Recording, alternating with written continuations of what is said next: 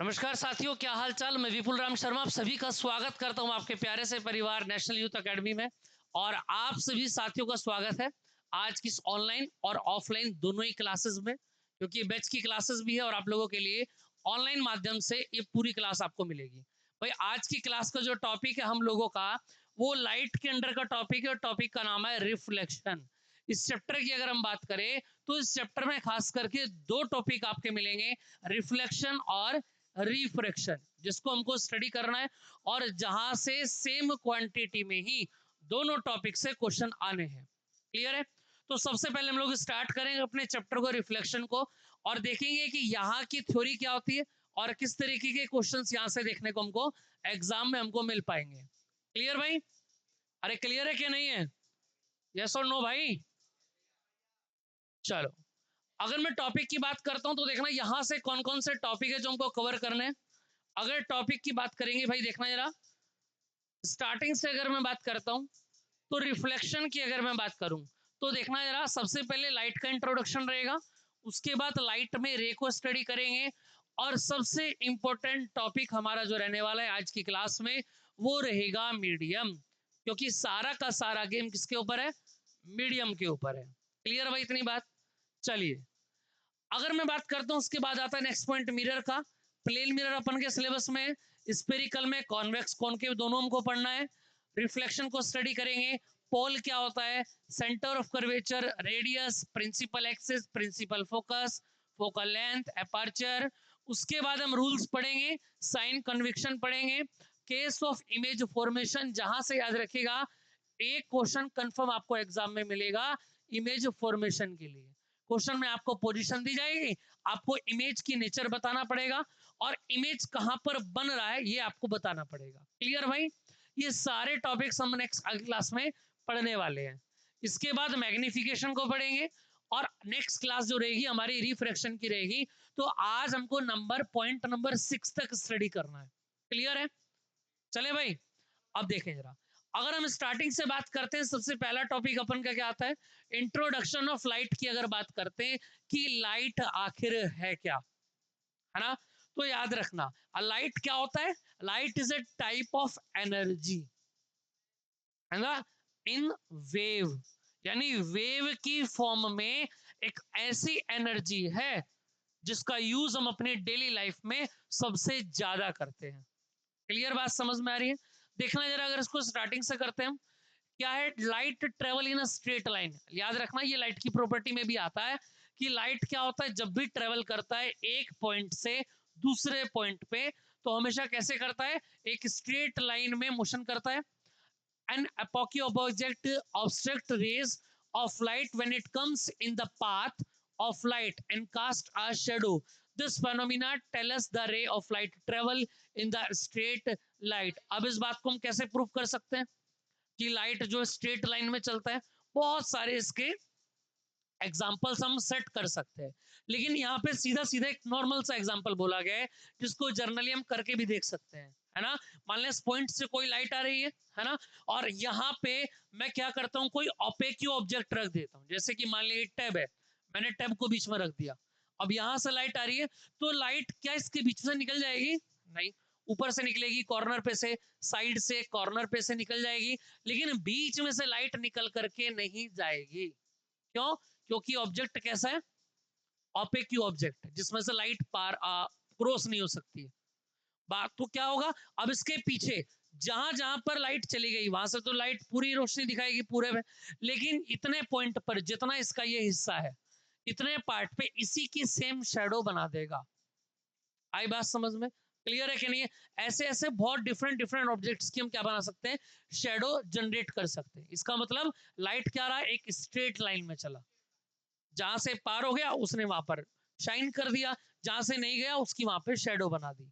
Clear है? अब देखो इसके बाद अगर बात करें, when the ray of light fall on an object, किसी भी ऑब्जेक्ट पर लाइट पड़ता है, they bounce back and comes to our eyes. याद रखना, बाउंस बैक लाइट कब होगा? अगर मैं इसके ऊपर लाइट डालता हूं, क्लियर है, ये तो कैसा है, बिल्कुल कोई वैसा नहीं है, बहुत ज्यादा शाइनिंग नहीं है, सिंपल सा है, तो मैं इसके ऊपर अगर लाइट डालता हूं तो क्या होता है? लाइट कॉर्नर पे से टकरा के पार निकल, उधर निकल जाएगा।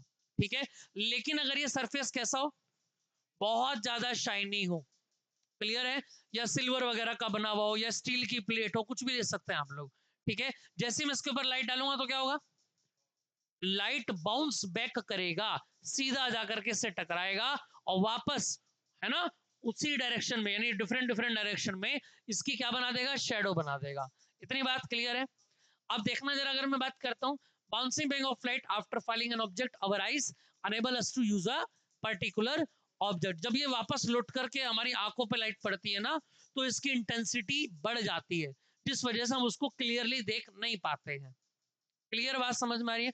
जैसे आपने अक्सर देखा होगा कि कोई बाइक या कार खड़ी हुई है ना, उसके शीशे पे या उसके सरफेस, कोई ऐसा सरफेस है जो बहुत ज्यादा चमकीला है, तो जैसे उसके ऊपर कई बार लाइट पड़ती है या सूरज की रेज उसके ऊपर पड़ती है, सन रेज उसके ऊपर पड़ती है, तो पड़ने के बाद क्या होता है, वो रिफ्लेक्ट होती है। क्या होती है, टकराने के बाद किसी और डायरेक्शन में जाकर के वो क्या करती है, फोकस होती है। तो उन फोकस होकर जो लाइट आ रही है, उससे हम चीजों को क्लियर देख नहीं पाते। क्लियर भाई, इतनी बात आ रही है बात समझ में। इसके बाद देखना नेक्स्ट बात, क्योंकि उसकी इंटेंसिटी ज्यादा है, मैंने बोला ना भी, जिसको हिंदी में बोलते थे कि चौंध लग रही है, ऐसे करते हैं एकदम से, करते हैं ना, क्योंकि इंटेंसिटी उसकी ज्यादा हो गई रिफ्लेक्ट होने के बाद में। क्लियर है।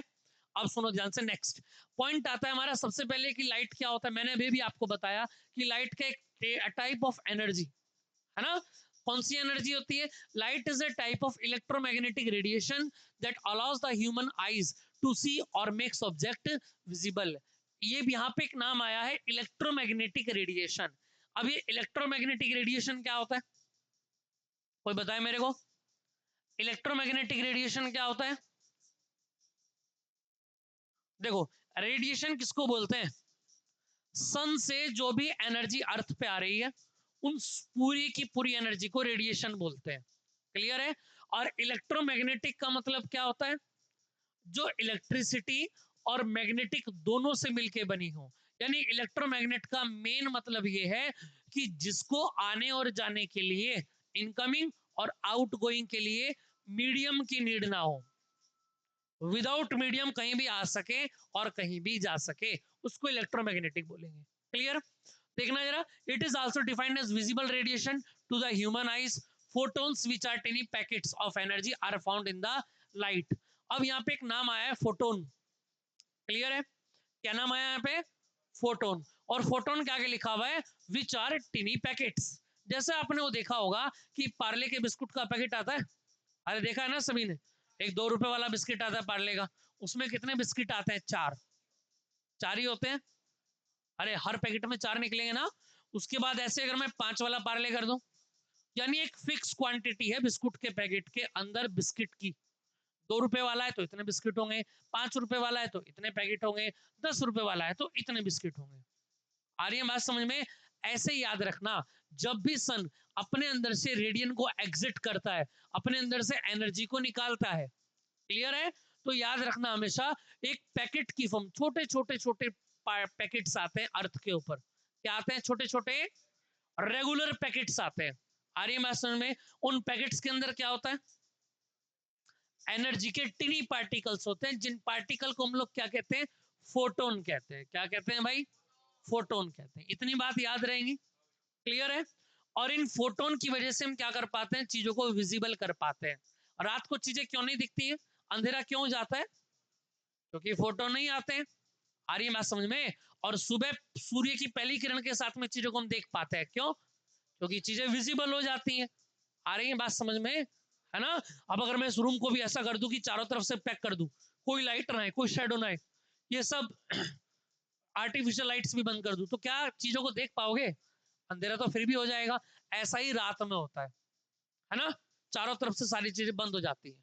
अब देखिए आगे बात करते हैं, light always moves in a straight line. Light क्या होता है, एक स्ट्रेट लाइन में चलता है, हमने पढ़ी लिया है। Light travel at faster rate than sound. क्या बोला गया कि लाइट का जो ट्रेवल रेट है ना, रेट का मतलब समझते हैं क्या होता है, किस भी क्वांटिटी के रेट की बात करते हैं तो यानी कि उसको बैलेंस हम कर रहे हैं टाइम के साथ में।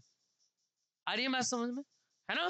तो देखना जरा, light travels at a faster than sound, sound से भी तेज चलता है। क्लियर है। The speed of light is 3 into 10 की पावर 8 मीटर पर सेकंड। इसको हम रिप्रेजेंट करते हैं सी से, याद रखना। इससे करते हैं भाई, सी से रिप्रेजेंट कर लेते हैं। और वैल्यू कितनी होती है? 3 × 10⁸ मीटर पर सेकंड। छोटे छोटे नोट्स आप नोट करते चलेंगे वीडियो के साथ साथ में। क्लियर है ना? ये छोटी छोटी बातें मैं आपको बात कर, पीपीटी आपको मिल जाएगी टेलीग्राम ग्रुप में, फिर भी आप छोटे छोटे शॉर्ट नोट अपने बनाते चलेंगे। ठीक है, चलिए आगे बात आती है next. Light is a transverse wave which travel without use of a medium. यानी क्या बोला गया है कि लाइट के एक तरीके की ट्रांसवर्स वेव है जिसको किसी भी मीडियम की नीड नहीं होती है। आ रही है बात समझ में? विदाउट मीडियम कहीं भी आ सकता है, कहीं भी जा सकता है, बस वो ऑब्जेक्ट ओपेक्यू नहीं होना चाहिए। आ रही है बात समझ में? क्लियर है? आगे बात करते हैं। Light does not require a physical medium to travel, that is it can also move through a vacuum. ये वैक्यूम में भी क्या हो सकता है? फ्लो हो सकता है। मैंने भी बताया ना कि किसी मीडियम की नीड नहीं है। पानी के अंदर भी आपने देखा होगा कि कुछ मीटर तक पानी, जो सनलेस पानी के ऊपर पड़ती है, और अगर पानी के अंदर आप हो तो आप देखते होंगे कि वहां पर भी रोशनी हो जाती है सन रेज से। आई बात समझ में? नहीं? इतनी बात क्लियर है? अब अगले पॉइंट पे आते हैं कि आखिर रे क्या होता है। रे क्या होता है ना? देखना है जरा। The light travel in any direction in a straight line is called a रे। ये जो छोटे छोटे छोटे टीनी पार्टिकल्स मैं आपको बता रहा हूं, यानी पैकेट्स ऑफ फोटोन, ये क्या होते हैं? जैसे जिस वेव में, ऐसा समझो कि छोटे छोटे पैकेटों को एक धागा है, क्या है मेरे पास? एक स्ट्रेट लाइन का थ्रेड है, और उसके ऊपर ये पैकेट्स चल रहे हैं। एक पैकेट गया, दो गया, तीन गया, चार गया, इस तरीके से ये क्या हो रहा है? ये पैकेट्स सन से अर्थ के ऊपर आ रहे हैं। तो नीचे क्या है? धागा है, और वो जो थ्रेड है वो कैसा? बिल्कुल स्ट्रेट है। क्लियर है? और उस स्ट्रेट को हम क्या कह रहे हैं? ध्यान रखना, रे कह रहे हैं। क्लियर भाई बात? आ रही है बात समझ में? रे क्या है? एक फॉर्म है, एक फॉर्म है जिसकी वजह से लाइट क्या होती है? सन से अर्थ के ऊपर आती है। क्लियर है? रेडिएशन जो होती है वो इन्हीं रेज से मिलकर के बनती है। क्लियर भाई? एक एक पॉइंट समझ में आ रहा है? ये सारी चीज हमको आगे पढ़ने को मिलेंगी, इसलिए हम इनके बारे में इंडिविजुअल पढ़ रहे हैं सारी चीजें। जैसे a group of light rays given out from from a source is called a beam of light. यानी जहां पर एक से ज्यादा रेज इकट्ठी हो जाती हैं उसको हम लोग क्या कहते हैं? बीम ऑफ लाइट बोलते हैं। क्लियर है? आगे बात करते हैं नेक्स्ट। हाँ, देखो जरा, आगे लिखा हुआ है to draw these diagrams we will have recall the two rules of reflection for concave mirror. यानी हम बात करते हैं कि रिफ्लेक्शन क्या होता है, रिफ्लेक्शन का मेन मीन क्या होता है। देखो ध्यान रखना, मैं पहले आपको बता देता हूँ मेन मीन क्या है। मेरे पास कोई भी एक ऑब्जेक्ट है, मान लिया इसको ले लेते हैं, ये सन है। क्या है भाई ये? और सन से रे कहां पर आ रही है? अर्थ के ऊपर आ रही है। क्लियर है? सन से कोई भी रे आ रही है अर्थ के ऊपर, और अर्थ पे कौन हूं मैं? क्लियर? तो जो ऑब्जेक्ट से रे आती है उसको बोलते हैं इंसिडेंट रे। क्या बोलते हैं? जो रे सन से आ रही है उसको क्या बोलते हैं? Incident ray. और मैं अर्थ पर पहले से ही हूं, और मेरे हाथ में क्या है इस बार? एक रिफ्लेक्टिंग सरफेस है। क्या है मेरे पास? एक चमकदार तल है मेरे पास। क्लियर है? और मैं अर्थ के ऊपर इसको लेके बैठा हूं पहले ही। जैसे ये सनलाइट कहां से आती है? इस मिरर के ऊपर पड़ती है आके। मिरर यानी कि ये जो मैंने बोला है आपको सरफेस, इस सरफेस के ऊपर जैसे ही लाइट पड़ती है तो लाइट पड़ने के बाद में क्या होता है? ये रिफ्लेक्ट होती है। क्या होती है?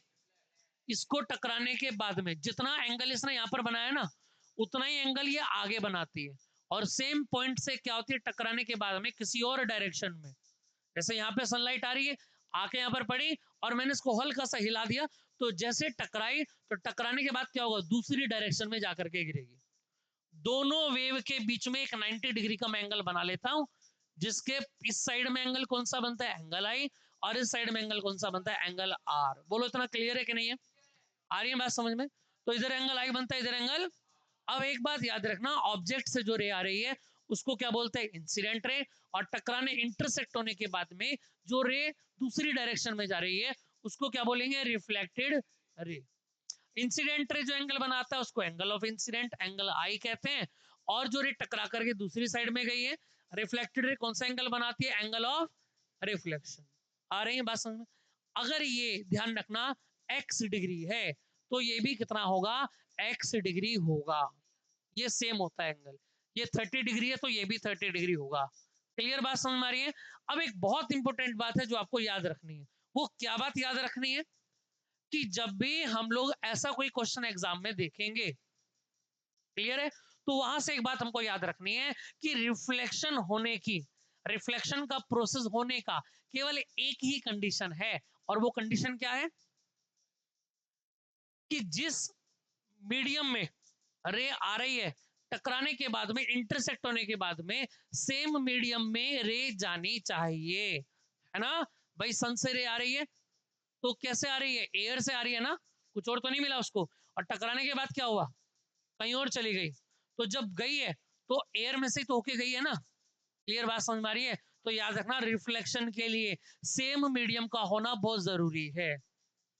सेम मीडियम का होना बहुत ज्यादा जरूरी है। कहां पर? रिफ्लेक्शन वाले प्रोसेस में। आ रही है बात समझ में? क्लियर है? मीडियम क्या होता है ये कैसे पता लगाएंगे? जैसे ये पेन है मेरे पास में, तो कौन इसको टच करके जा रहा है बार बार? एयर। तो इसका मीडियम क्या हो गया? एयर हो गया। आई बात समझ में? सन से रे आई, टकराने के बाद उधर चली गई, वो लास्ट में भले ही पानी में जाके गिर रही हो, लास्ट में भले ही कहीं पर जा रही हो, लेकिन जब वो यहां से टकरा करके गई, जब एंगल बनाया उसने, एंगल बनाया जब, समझ में आई बात या नहीं? ये वाला एंगल जब बनाया, ये मीडियम कोई भी हो, ये मीडियम कोई भी हो, कोई फर्क नहीं पैदा है। तो यहां से कोई फर्क पड़ने वाला नहीं। क्लियर है? यानी ये वाला जो एंगल बना रही है ना, ये जो एंगल बना रहा है, ये एंगल सेम होना चाहिए। क्लियर है? चलिए आगे बात करते हैं नेक्स्ट। अब यहां से आते हैं, रे हमने पढ़ लिया। आगे यहाँ पे क्या लिखा हुआ देखना, नेक्स्ट बात क्या लिखी हुई है? Any incident ray travel parallel to the principal axis. अब ये प्रिंसिपल एक्सिस क्या होता है और कहां कहां से पैरेलल रे जा रही है, पहले इसके बारे में हम थोड़ा सा स्टडी कर लेते हैं, फिर मैं आपको बताता हूं कि आखिर होता क्या है। क्लियर है? देखो, जैसे सबसे पहले एक पॉइंट आता है, पहले मैं एक मीडियम के बारे में आपको बता देता हूं। मीडियम मैंने अभी अभी आपको बताया कि पार्टिकल को जो टच करके बार बार जा रहा है उसको मीडियम बोलेंगे। क्लियर है? तो अब ये एयर में है तो एयर में होगा, इसको मैं पानी में डाल दूंगा तो क्या होगा? अब कौन टच करके जा रहा है? वाटर, है ना? तो इसका मीडियम क्या बन जाएगा? वाटर बन जाएगा। इसी को मैं किसी ग्लास के अंदर डाल दूं तो कौन है इसके चारों तरफ? अब ग्लास, तो इसका मीडियम क्या बन जाएगा? ग्लास बन जाएगा। क्लियर इतनी बात? देखिए मीडियम की अगर बात करें तो डिफरेंट डिफरेंट टाइप्स के मीडियम हमको देखने को मिलेंगे। जैसे क्या क्या लिखा हुआ है देखना जरा, यहाँ पे लिखा हुआ है laser beam diverse as it propagates, its diameter increase and its intensity decrease. Different different, यहां से देखो जरा, सबसे पहले मेरे पास क्या है, डिफरेंट डिफरेंट टाइप के मीडियम मैंने लगा रखे हैं। अरे बात समझ में? एक ये बार वाला मीडियम हो गया, optical resonator mirror, total reflector, यानी ये डिफरेंट डिफरेंट टाइप्स के मैंने यहाँ पे क्या लगा रखे हैं? मैंने इसमें रिफ्लेक्टर लगा रखे हैं। क्या लगा रखे हैं? अब आप ये बात तो समझेंगे कि जिस बॉडी में से लाइट जा रहा है उस बॉडी की जो शेप है, लाइट की शेप भी वही हो जाएगी। जैसे कि मैंने यहां से लाइट ऑफ बीम डाला, यहां से लाइट ऑफ बीम डाला मैंने, अब इसकी शेप कैसी है? स्क्वायर। कैसी शेप है इसकी? स्क्वायर है ना? अरे स्क्वायर क्यूबॉइड वाली होगी ना, मतलब आगे फ्रंट का तो स्क्वायर ही बनता है ना, क्यूबॉइड स्क्वायर ही तो होता है एक तरीके से।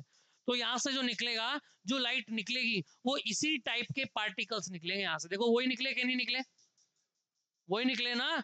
अब इसके बाद से जो लाइट गई, उसके बाद मैंने जो यहाँ पे क्या लगाया, मीडियम लगाया, वो मीडियम कैसा लगा दिया? एक जाली टाइप मीडियम लगा दिया। कैसा लगाया? देखो ये वाला जाली टाइप। अब यहाँ से जो लाइट निकलेगी, जो लाइट निकलेगी यहाँ से, वो भी किस फॉर्म में निकलेंगी? इस जाली की ही फॉर्म में निकलेंगी। आप घर पे एक एक्सपेरिमेंट कर सकते हैं। आपने घर में वो देखा होगा, आटा छानने वाली छन्नी होती है, उसको ऐसे रखो रात में, रात में, है ना, और यहां से लाइट डालो, तो जो आपको वॉल दीवार के ऊपर लाइट दिखाई देगी, वो उस छन्नी में से जो जा रही होगी, जैसे छन्नी में सॉकेट बने हुए ना छोटे छोटे छोटे, ऐसे ही वॉल के ऊपर आपको दिखाई देंगे। आ रही है बात समझ में? यानी जिस फॉर्म में से लाइट निकलेगा उसी की फॉर्म का शेडो वो सामने क्रिएट कर देगा। क्लियर है? ये एक्टिविटी हमको केवल ये बताती है। इसके बाद एक पॉइंट आता है मिरर। आखिर मिरर होता क्या है देखना। In order to understand the concept of mirror, one must know what is the phenomena behind mirror and what makes it reflecting material. अब देखो यहां से आपको पढ़ना क्या है, जो मैं आपको बता रहा हूं अंडरलाइन करके दे रहा हूं यहाँ पे। ठीक है? अगला पॉइंट क्या आता है? ये आता है a mirror is defined as a reflecting surface. Mirror क्या होता है? एक तरीके का रिफ्लेक्टिंग सरफेस ही होता है। क्लियर है? And can be explained by the law of reflection which states that when a ray of light is made of fall on the reflecting surface, incident ray and reflected ray and the normal to the surface of the mirror all lie in the same plane। अरे बस में ये reflection के rule है। क्या है ये? Reflection के रूल्स हैं। और ये आखिर रूल कहता क्या, देखना जरा। अगर मैं इसकी बात करता हूं, ये रूल क्या कहता है? ये रूल ये कहता है भाई कि अगर किसी भी पॉइंट के ऊपर हमने क्या बनाया, यहां पर एक नॉर्मल बनाया और यहां से क्या डाला हमने, एक इंसिडेंट रे डाला। क्लियर है? जो कितने का एंगल बनाएगा? एंगल आई बनाता है। और रिफ्लेक्ट होकर के यहां से एक रे जाएगा जिसको एंगल आर कहते हैं। तो रिफ्लेक्शन का लॉ क्या कहता है? अगर मैं बोलूं यहां पे लॉज ऑफ रिफ्लेक्शन, तो पहला रूल क्या कहता है, ध्यान रखना। रूल नंबर 1 ये कहता है क्या भाई? एक तो इंसिडेंट रे, अभी भी मैंने आपको बताया है। क्या बोला है, बोलना जरा। Incident ray. दूसरा कौन है, बोलो? Reflected ray and normal, all are lie in the same plane. आ रही है बात समझ में? देखो तीनों के तीनों एक ही पॉइंट पे आके मिल रहे हैं ना। अरे एक ही पॉइंट पे आके मिल रहे हैं ना तीनों के तीनों। ये वाला पॉइंट है। और रूल नंबर 2 क्या कहता है? रूल नंबर 2 कहता है कि जो इंसिडेंट एंगल बनाए ना, वो किसके इक्वल होगा, बोलो? रिफ्लेक्टेड एंगल के इक्वल होगा, है ना। यानी एंगल आई इक्वल टू किसके होगा, बोलो? एंगल आर के इक्वल होगा। अब जैसे से रिलेटेड एक क्वेश्चन आता है, क्या देखना जरा। सिंपल सिंपल सा एक क्वेश्चन आता है। पहला क्वेश्चन तो ये कहता है भाई, ये रहा एक क्वेश्चन तो ये आपके सामने। और क्वेश्चन ये कि 30 डिग्री है, तो ये वाला बताओ एक्स की वैल्यू क्या होगी। इसको तो आप सभी लोग कर लेंगे मेरे ख्याल से। और ऐसे ही एक सेम क्वेश्चन आता है, क्या? ये रहा, ये नॉर्मल है। और यहां पर एक क्वेश्चन क्या आता है कि भाई ये वाला है कितना, ये वाला आ जाता है 60 डिग्री। या इसको एक काम कर लेते हैं, इसको बोल देते हैं हम 30 डिग्री। ये वाला एंगल कितना है जो बेस के साथ में बना रहा है इंसिडेंट है, 30 डिग्री है। और ये पूछा जाता है कि भाई ये वाला एंगल बताओ कितना होगा, एक्स की वैल्यू क्या होगी। आ रही बात? ये क्वेश्चन आया हुआ है एग्जाम में, इसलिए मैं तुमको बता रहा हूँ। अब देखो, अगर ये वाला एंगल मिला हुआ है तो सीधा मैं बोल सकता हूँ क्या, कि जितनी वैल्यू इसकी है उतनी वैल्यू किसकी होगी, एक्स की भी वैल्यू कितनी होगी, 30 डिग्री ही होगी। क्लियर है? लेकिन अगर मैं यहाँ पे बात करता हूँ, देखो ये वाला एंगल कौन सा है, एंगल आई। और ये वाला एंगल कौन सा है, एंगल आर। और मेरे को ये बराबर करने हैं, तो मेरे को एक्स की वैल्यू कब पता होगी? भाई जो वैल्यू इसकी है वही वैल्यू इसकी होगी। तो सबसे पहले मैं एक काम करता हूँ, इस वाले की वैल्यू निकाल लेता हूँ। और इसकी वैल्यू कैसे निकलेगी, देखो ये पूरा का पूरा एंगल कितना होगा भाई, 90 डिग्री। पूरा एंगल कितने का है, बोलो? आ रही है बात समझ में? इसको मैं वाई मान लेता हूँ, एक काम करता हूँ। तो मेरे को अगर वाई निकालना होगा, देखो 90 डिग्री, 90 डिग्री कब बना, जब 30 में वाई ऐड हुआ होगा। यानी अगर मैं बोलूं वाई प्लस 30 डिग्री, दोनों ने मिलकर के क्या बनाया भाई, वाई और 30 ने मिलकर क्या बनाया, 90। यहां से वाई की वैल्यू निकालेंगे अगर हम, तो कितना आएगा, 90 माइनस कितना हो जाएगा, बोलो? और मैंने अभी भी आपको बताया जो वैल्यू एक्स की है वही वैल्यू किसकी होगी भाई, एक्स की होगी। जो एक्स की है वही वाई की होगी। यानी Y degree equal to X की होगा। और कितनी वैल्यू है, बोलो? यही क्या बन जाएगा, हमारा आंसर बन जाएगा। इतनी बात समझ में आ रही है? यहां तक कोई दिक्कत हो तो बोलो। ये इस तरीके के क्वेश्चन आते हैं एग्जाम के अंदर। क्लियर है? अब वो चाहे ये वाला एंगल दे दे आपको, चाहे ये वाला नंबर दे दे, कोई भी आपको दे सकता है। आई बात समझ में? ये जरूर ध्यान रखना कि मीडियम दोनों साइड के सेम होने चाहिए। क्लियर है? हाँ, लिख के भी दे सकता है वैसे तो वो। और सिंपल क्वेश्चन देता है तो आप खुद पहचान लेंगे कि रिफ्लेक्शन से रिलेटेड ही क्वेश्चन यहाँ पर आया हुआ है। क्लियर है? अगर नहीं लिखा हुआ देता है तो भी इसका मतलब सेम ही है दोनों जगह, कोई इतना टिपिकल क्वेश्चन नहीं बनेगा, है ना। आगे बात करते हैं नेक्स्ट टाइप्स ऑफ मिरर की। अगर बात करते हैं तो टाइप्स ऑफ मिरर में 3 टाइप के मिरर आते हैं, याद रखना। एक तो आता है कौन, प्लेन मिरर, और बाकी के जो 2 होते हैं वे कैसे होते हैं, स्पेरिकल होते हैं। कैसे होते हैं भाई, स्पेरिकल, यानी स्पेयर्स को काट करके बनाए गए, उसी को तो हम स्पेरिकल बोलते हैं। क्लियर है ना। तो सबसे पहले प्लेन मिरर की अगर बात करते हैं, क्योंकि यहां से अच्छे खासे क्वेश्चन देखने को मिलते हैं। क्लियर। अब प्लेन मिरर क्या होता है बताना जरा कोई, प्लेन मिरर बताओ क्या होता है।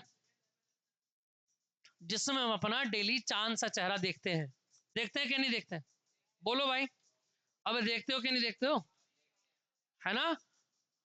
अब आपने अक्सर देखा होगा कि हमारे घर में जो मिरर लगा हुआ होता है जिसमें हम अपना चेहरा देखते हैं, है ना, उसमें जब हम अपना मुंह देखते हैं तो जो साइज है फेस का, बॉडी का, वही सेम साइज हमको शीशे में मिलता है। मिलता है कि नहीं मिलता है। कभी ऐसा देखा कि और उसमें कुछ और आ रहा है निकल के, ऐसा तो नहीं है ना, सेम आएगा। इसका मतलब क्या होगा, इसका मतलब यह है कि प्लेन मिरर में इमेज क्या बनती है, सेम बनेगी। आ रही है बात समझ में कि नहीं आ रही है, क्लियर है। आपने एक गाना सुना होगा, सेम टाइम सेम जगह, सुना है कि नहीं सुना है, अबे सुना है ना, सेम टाइम सेम जगह, बिल्कुल सेम। वही थ्योरी यहाँ पे सेट करनी है, सेम टाइम सेम जगह, यानी जितना हाइट मेरा है ना, जो साइज मेरा है, वही सेम प्लेन मिरर के अंदर बनेगा। और एक बात याद रखना क्या, कि प्लेन मिरर में सबसे इंपॉर्टेंट बात क्या होती है, ये मैं आपको बता देता हूं। कहां पे गया, ये रहा। प्लेन मिरर में एक बात याद रखना है कि प्लेन मिरर से, ये प्लेन मिरर है भाई, प्लेन मिरर से जितने डिस्टेंस पे ऑब्जेक्ट होता है, क्लियर है, उतनी ही डिस्टेंस पे कौन बनेगा बोलो, इमेज बनेगा। समझ में आ रही है बात। जितना शीशे से आप दूर जाएंगे ना, शीशे के अंदर आपका इमेज भी उतना ही दूर चला जाएगा। इसको आप करके भी देख सकते हैं घर पे। जितना शीशे के पास आओगे, आप शीशे के अंदर जो इमेज बन रहा है ना, वो भी उधर से आपके पास आएगा। आ रही है बात समझ में, क्लियर है। तो इसको ध्यान रखेंगे, अगर मैं मिरर को 2 मीटर आगे 2 मीटर पीछे करता हूं, तो इसके अकॉर्डिंग्स में इमेज भी आगे पीछे हो जाएगा। क्लियर है। अब इसके बारे में स्टडी करते हैं, देखना जरा। आज इसमें देखना, the image formed from a plane mirror are reflected image in the normal properties but reversed from the left to right. अब ये जरूर याद रखना कि जब हम शीशे में अपना राइट हैंड करते हैं, तो शीशे में कौन सा हैंड उठता है, आ रही है बात समझ में, क्लियर है। उसको पार्शियली कहते हैं, क्या कहते हैं, पार्शियली। तो राइट टू लेफ्ट कन्वर्ट होता है।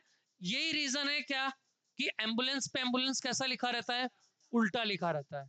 क्योंकि जब आगे कोई उसको देख रहा होगा ना, मैं अपनी गाड़ी चला रहा हूं, मान लिया पीछे टोए टोए टोए करती एम्बुलेंस आ रही है, और मैं शीशे में देखूंगा तो मेरे को जो एम्बुलेंस दिखाई देगी वो एकदम सीधी दिखाई देगी।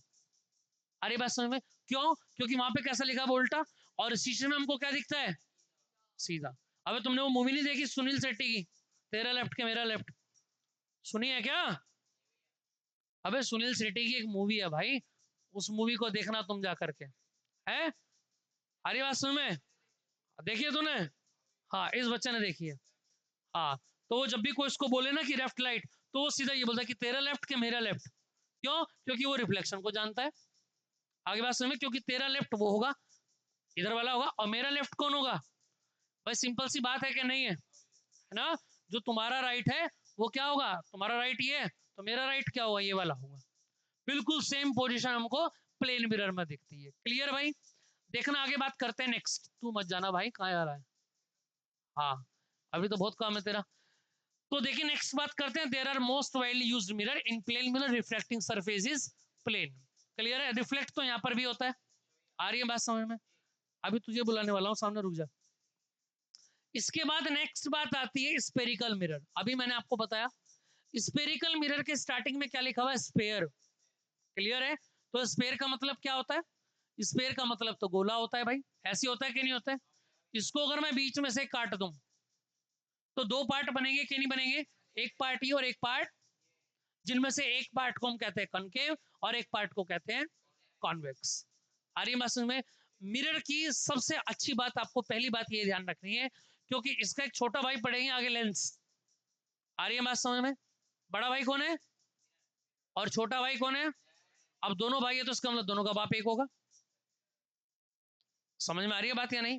तो दोनों में अंतर कैसे याद रखेंगे? देखो, अंतर ऐसे याद रखना है कि स्पेयर जो होता है ना, मिरर जो होता है, एक बात याद रखना, मैं यहीं पर लिख देता हूं, चलो कहां पे गया, मिरर जो होता है ना, मिरर में याद रखना ओनली वन सरफेस। आ रही है बात समझ में? क्या होता है मिरर में? केवल क्या होता है? एक सरफेस होता है, ये ध्यान रखना। क्लियर है? मिरर में हमेशा क्या होता है? एक ही सरफेस होता है। क्लियर है? आ जाओ इधर आ जाओ। अब बात करते हैं spherical mirror is mirror that shaped of a piece cut of a spherical surface. There are two shapes, convex और कॉनकेव। सबसे पहले बात करते हैं कॉनकेव मिरर के बारे में, क्योंकि सबसे ज्यादा जो क्वेश्चंस बनने वाले हैं वो कॉनकेव मिरर के ऊपर ही बनने वाले हैं। क्लियर? तो सबसे पहले इसको हम एक बार पढ़ लेते हैं कि आखिर ये है क्या। देखो जरा क्या लिखा हुआ है, a spherical mirror whose reflecting surface is curved inward, जो अंदर की ओर को झुका हुआ हो, faces towards the center of sphere and spoon inner surface। जैसे आपने एक चम्मच देखी होगी, चम्मच देखी होगी। अब चम्मच आपने जब देखते हैं, स्पून को जब देखते हैं, तो स्पून को ऐसे झुकी रहती है, जैसे ये चम्मच है तो हल्का सा आगे जाके बेंड होता है कि नहीं होता है? अंदर से गहरी होती है और ऐसे बाहर को निकली रहती है। तो याद रखना शेप, कई बार हम भूल जाते हैं कि कॉन्वेक्स कॉनकेव की शेप को कैसे याद रखें। तो ऐसे एग्जाम में जब बैठे हो ना, बिल्कुल ध्यान लगा के, तो तुरंत पकड़ लेना, हमने चम्मच पकड़ ली अपने हाथ में, चम्मच कैसे रहती है? आगे जाके मुड़ जाती है ऐसे। अरे ऐसे मुड़ी ना जा करके, तो याद रखना जो ऐसे करके कर्व होता है, इनवार्ड कर्व जो अंदर की ओर को झुकता है, उसको क्या बोलते हैं? हम कॉनकेव बोलते हैं। आ रही है बात समझ में? क्लियर है इतनी बात? तो देखना जरा कैसे कैसे बोला यहाँ पे, ये रहा, ये झुका हुआ है ना भाई ऐसे, इसको बोलते हैं कॉनकेव। क्या बोलेंगे इसको? कॉनकेव। और क्योंकि एक ही सरफेस है तो क्या बन जाएगा? बोलो, कॉनकेव मिरर बन जाएगा। आई बात समझ में? क्लियर है? अब इसके कुछ छोटे छोटे पॉइंट है जो हमको पढ़ने हैं। क्लियर?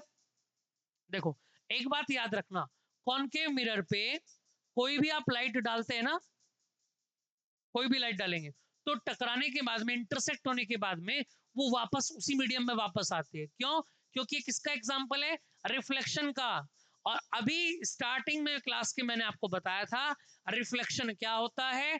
ऑब्जेक्ट से रे चलती है, टकराती है, और टकराने, इंटरसेक्ट होने के बाद में सेम मीडियम में वापस आ जाती है। मिरर के दूसरी साइड तो जाना ही नहीं है। क्या इतनी बात याद रहेगी कि नहीं? हाँ जी, आ रही बात समझ में? मिरर के दूसरी साइड तो हमको जाना ही नहीं है, आज तो नहीं जाना है, कल रिफ्लेक्शन पढ़ेंगे, कल जाएंगे। आ रही है बात समझ में कि नहीं? क्लियर इतनी बात? अब देखो आगे। तो मैंने आपको बताया क्या, जितनी भी रेस टकराएंगी, इंटरसेक्ट होंगी, वो इंटरसेक्ट होके वापस इधर ही वापस आ जाएंगे। क्लियर है? आई बात समझ में? अब देखो आगे अगर बात करते हैं, कॉन्वेक्स क्या होता है? कॉन्वेक्स में उल्टा हो जाता है, ये ऐसे बेंड था और ये कैसे बेंड होगा? बोलो, ये दूसरी साइड को बेंड हो जाएगा। आई बात समझ में? अब यहां से कुछ इंपॉर्टेंट बात है, देखना जरा, कुछ बातें मैं आपको नोट करके बता देता हूं, देखना जरा।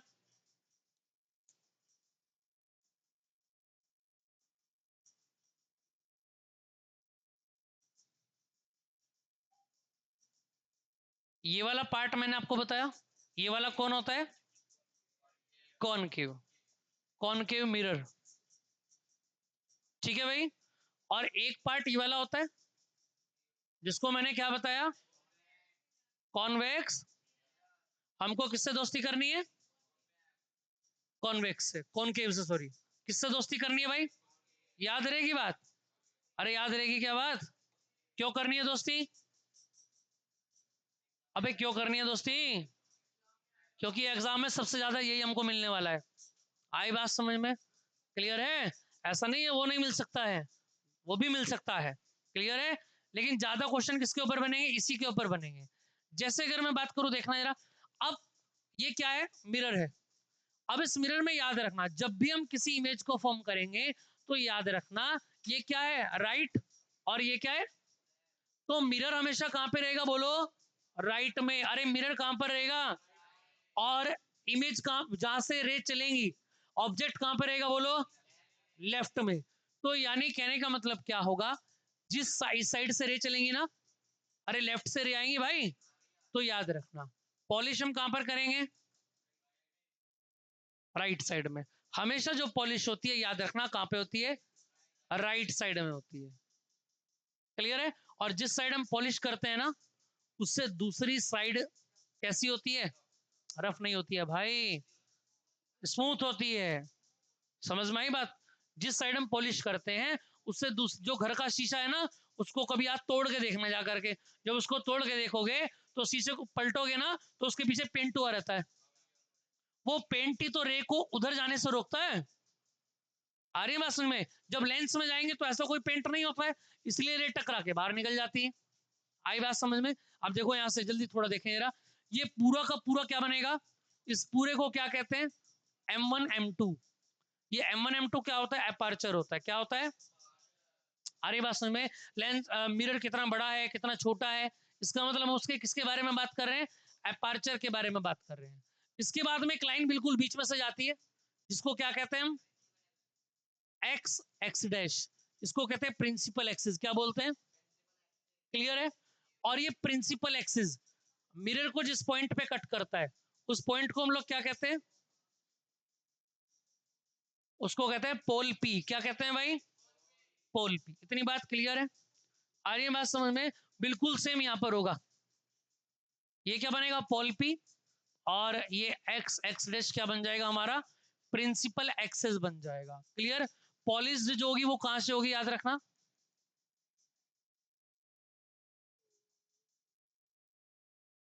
और रिफ्लेक्टिंग सरफेस कौन सा बनेगा, अगर मैं पूछूं आपसे, रिफ्लेक्टिंग सरफेस कहां से बनेगा, बोलो भाई। रिफ्लेक्टिंग सरफेस ये वाला। आ रही है बात समझ में, यहां तक की बात क्लियर है। अब इससे आगे कुछ दो तीन बातें आपको ध्यान रखनी है। क्या, कुछ रूल्स मैं आपको बता देता हूं इमेज फॉर्मेशन के। Rules for image formation. अब ये रूल आपको ध्यान रखने हैं। देखो मेरे को पता है कि आधे बच्चों ने पढ़ रखा होगा, लेकिन मेरे को नहीं पता किसने क्या क्या पढ़ रखा है क्या क्या छोड़ रखा है, इसलिए मैं इन चीजों को दोबारा पढ़ा रहा हूं। समझ में आ रही बात है, नहीं तो आपने पढ़ भी रखा है, तो यहां से एक बार आपको रिवाइज हो जाएंगी सारी चीजें, है ना। और पूरे लेक्चर में कम से कम जिसने पूरा भी पढ़ रखा होगा ना कोई बात ऐसी निकल के जरूर आएगी जो आपको नहीं पता थी। समझ में आई बात या नहीं, क्लियर। अब देखो रूल्स की अगर मैं बात करता हूं, तो सबसे पहले रूल नंबर 1 तुमने तो एक ही बार पढ़ा है, और मैं तो पिछले 10 साल से पढ़ा रहा हूं। आ रही है बात समझ में कि नहीं आ रही है, तो फिर तुम तो अभी 2 दिन में ही पढ़ के बोर हो रहे हो दोबारा से। इस हिसाब से मेरे को तो पढ़ाना नहीं चाहिए, है ना। चलो रूल नंबर 3 की बात करते हैं। रूल नंबर 1 क्या कहता है, रूल नंबर 1 ये कहता है कि जब भी हम किसी कॉनकेव मिरर से, ये मिरर हो गया भाई, अगर कॉनकेव मिरर से, पहले मैं मिरर ही बना लेता हूं, एक काम करता हूं।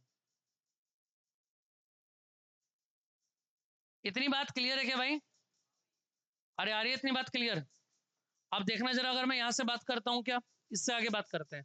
यहां से जब रेज आएगा, अगर रेज आता है पैरेलल, कैसा जाता है, अगर प्रिंसिपल एक्सिस के पैरेलल रे आ रहा होगा, तो इंटरसेक्ट होने के बाद में दूसरी साइड तो जाना ही नहीं है। इंटरसेक्ट होके जिस पॉइंट से होके निकलेगा ना, उस पॉइंट को हम लोग कहते हैं फोकस। क्या कहते हैं, फोकस पॉइंट।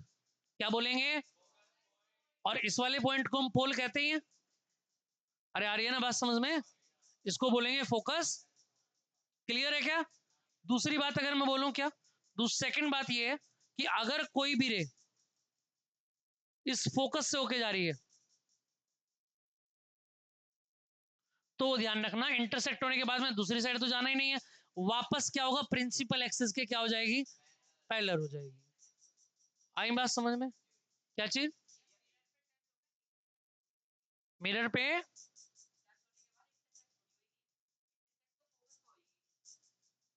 हाँ इंटरसेक्ट ही तो बता रहा हूँ, इस फोकस से इंटरसेक्ट होने के बाद में, इसके बाद फोकस से निकलने के बाद में, after इंटरसेक्टेंट to the mirror.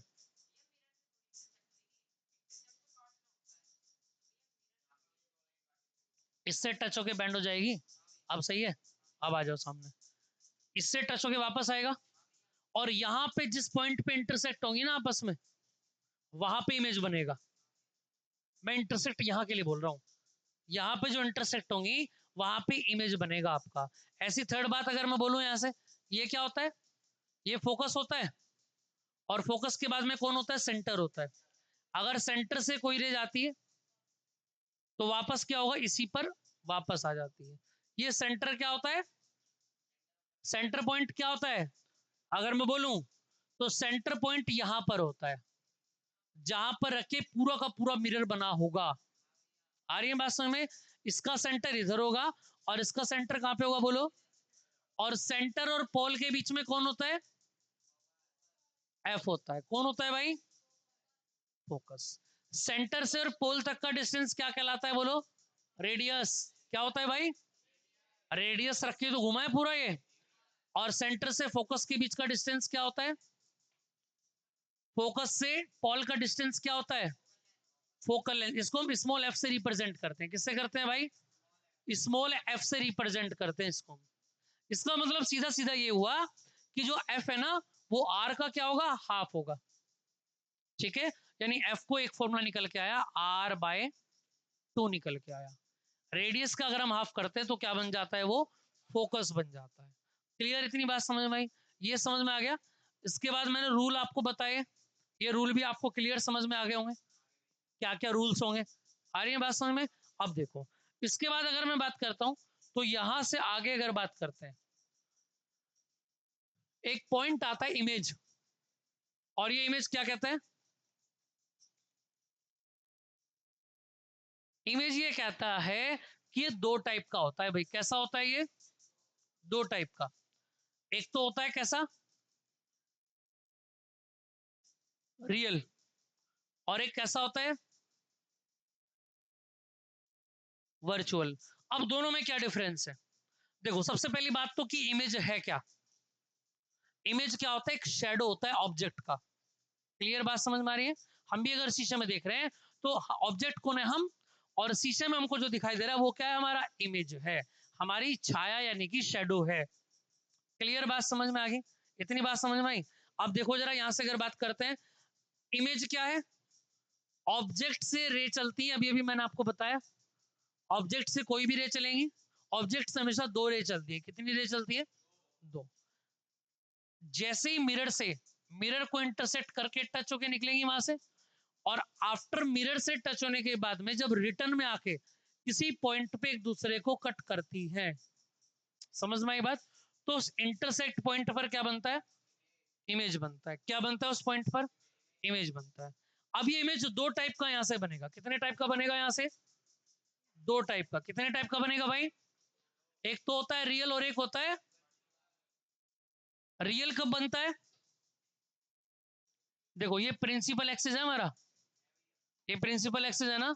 Real image कब बनता है, जब रे नीचे इंटरसेक्ट होती है, या फिर आप इसको ऐसा नोट कर लो बस, प्रिंसिपल एक्सिस के जब नीचे। समझ में आई बात या नहीं, क्या बनेगा, इमेज बनेगा। समझ में आई, प्रिंसिपल एक्सिस से जब जब नीचे की ओर कोई इमेज बनता है उसको क्या बोलेंगे, हम रियल बोलेंगे। और ये कैसा होता है बताना जरा, इन्वर्टेड, यानी कि उल्टा बनता है। कैसा बनता है भाई, उल्टा बनता है। और वर्चुअल कब बनता है, याद रखना, जब प्रिंसिपल एक्सिस के ऊपर इमेज बनता है। इसको क्या कहते हैं बोलो जरा, इरेक्ट कहते हैं। इतनी बात समझ में आ पा रही है क्या? अब यहां से मोस्ट इंपोर्टेंट क्वेश्चन आता है क्या, कि इमेज बनती कैसे कैसे है। क्लियर है, इमेज को बनाने के लिए हमें सबसे पहले जरूरी ये है कि हमको ऑब्जेक्ट का पता होना चाहिए कि ऑब्जेक्ट कहां कहां पर रखा गया है। जैसे अगर मैं बात करता हूं, देखना जरा, अगर मैं कॉनकेव मिरर की बात करता हूं सबसे पहले, ये कॉनकेव मिरर है भाई, अरे है ना कॉनकेव मिरर। चलो, ये हो जाता है M1 M2, और ये होता है पोल पी। होता है कि नहीं होता है बताना जरा, अरे पोल पी होता है ना। अब सुनो ध्यान से, इसके अलावा आपको क्या क्या बातें ध्यान रखनी है। यहाँ पे कौन होता है बोलो, फोकस, और यहाँ पे कौन होता है, और बहुत दूर क्या होता है, इन्फिनिटी। इतनी बात समझ में आ रही है? अब देखो क्वेश्चन बनते कैसे कैसे हैं।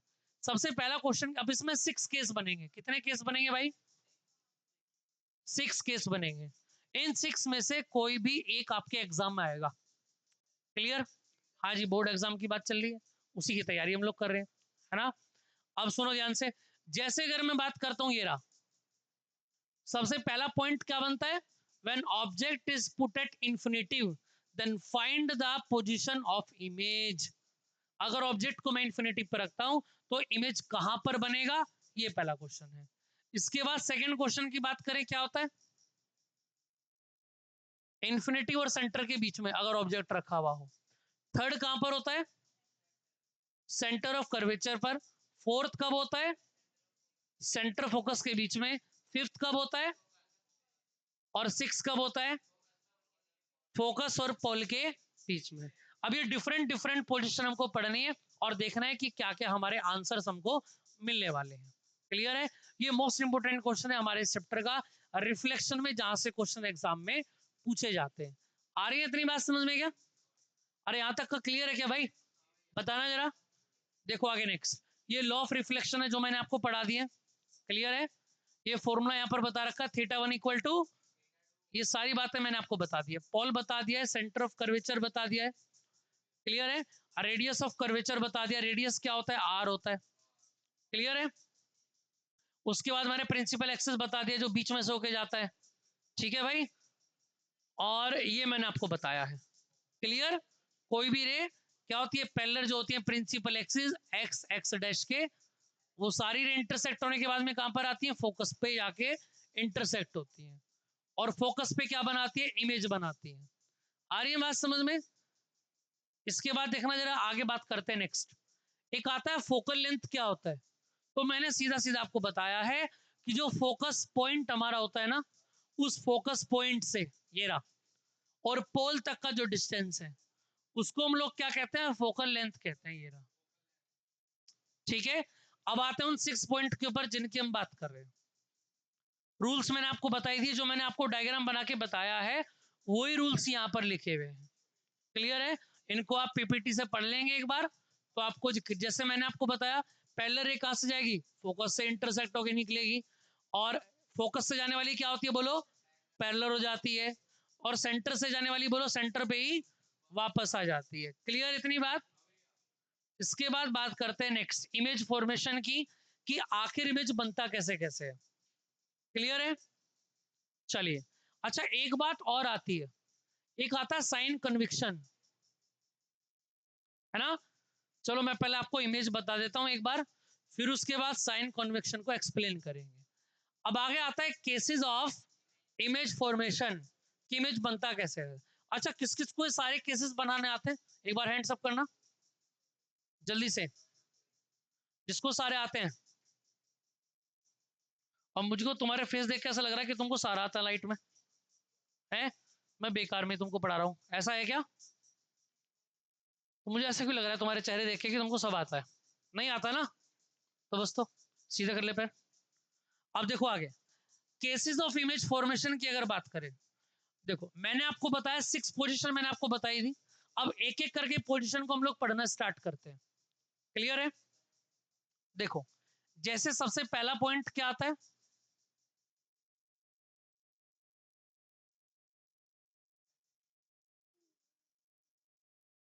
फर्स्ट केस क्या कहता है हमारा, object is put at infinity, infinity पे ऑब्जेक्ट रखा हुआ है।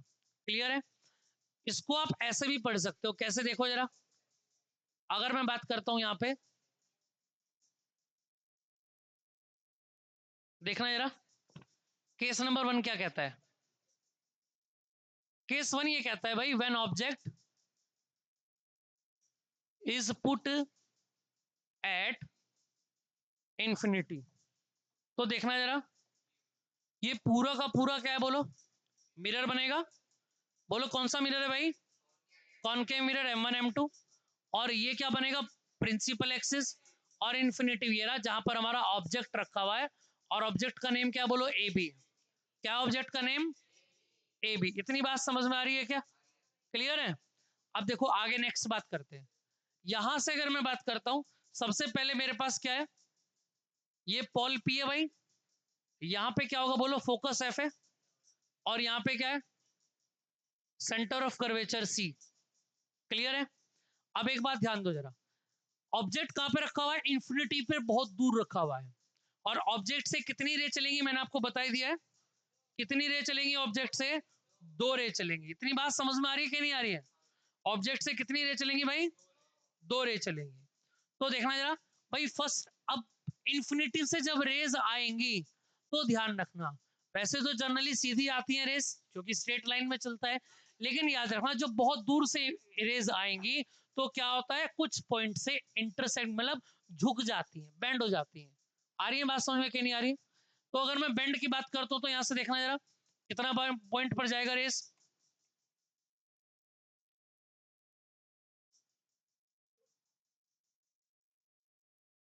सेंटर ऑफ कर्वेचर से जाके क्या होगा बोलो?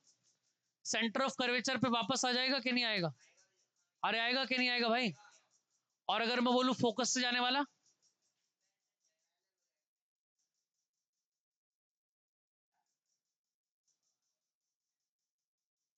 कहां जा रहा है भाई? फोकस से जाने वाला बोलो क्या होगा? और जहां पर भी एक दूसरे को इंटरसेक्ट करेंगे वहां पर क्या बनेगा बोलो? इमेज बनेगा। बनेगा कि नहीं बनेगा?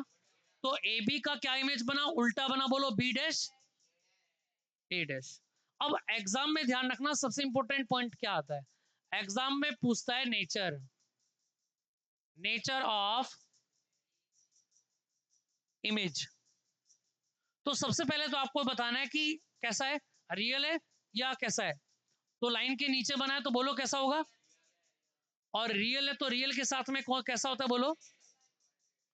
ये कंफर्म होता है, याद रखना। अगर रियल है तो इन्वर्टेड जरूर बनेगा। क्लियर भाई? इसके बाद अगर बात करते हैं नेक्स्ट, कहां पर बना है पोजीशन की अगर बात करें तो कहां पे बना है बोलो? At focus.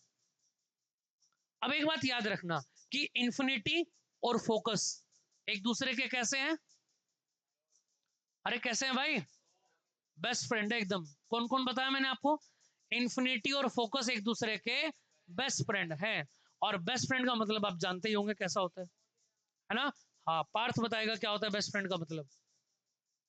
बोल भाई क्या होता है जी?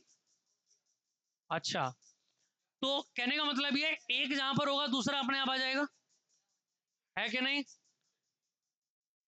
हाँ, तो जहां पर एक होगा दूसरा अपने आप आ जाएगा, ऐसा है कि नहीं है? तो सेम बात यहाँ पे, अगर ऑब्जेक्ट कहां पे बोलो? इन्फिनिटी पे, तो इमेज कहां पे बनेगा? फोकस पे। अगर ऑब्जेक्ट फोकस पे होगा तो याद रखना इमेज कहां पे बनेगा? याद रहेगी बात क्या नहीं? क्लियर है? चलो, इसके बाद सेकंड पॉइंट की अगर बात करते हैं, केस नंबर सेकंड क्या कहता है बोलो? अब ऑब्जेक्ट को कहां रखेंगे? व्हेन ऑब्जेक्ट इज पुट, कहां पे पुट करेंगे बोलो भाई? हाँ, between infinity and centre C. देखो, ये कॉनकेव मिरर बनेगा, अरे बनेगा कि नहीं? और ये प्रिंसिपल एक्सिस होगा। यहां से अगर मैं बात करता हूं तो देखना क्या बनेगा? पोल पी बनेगा, यहां से फोकस एफ होगा, और यहां से सेंटर ऑफ कर्वेचर सी होगा। सेंटर और इंफिनिटिव के बीच में क्या रखेंगे बोलो? ऑब्जेक्ट रखेंगे। क्लियर है? हाँ, ए बी। आ रही है बात समझ में? हाँ, एक ओपन कर लो इधर से। आ रही है बात समझ में? अब देखो यहां से अगर मैं बात करता हूं, क्लियर है? अगर मैं ऑब्जेक्ट की बात करता हूं तो ऑब्जेक्ट से रे चलेगा भाई, और ऑब्जेक्ट से जब रे चलेगा तो पहला रे कैसा जाएगा बोलो? पहला रे तो पैरेलल जाएगा, और पैरेलल जाने वाला कहां से निकलेगा बोलो? फोकस से सीधा निकल जाएगा। क्लियर है?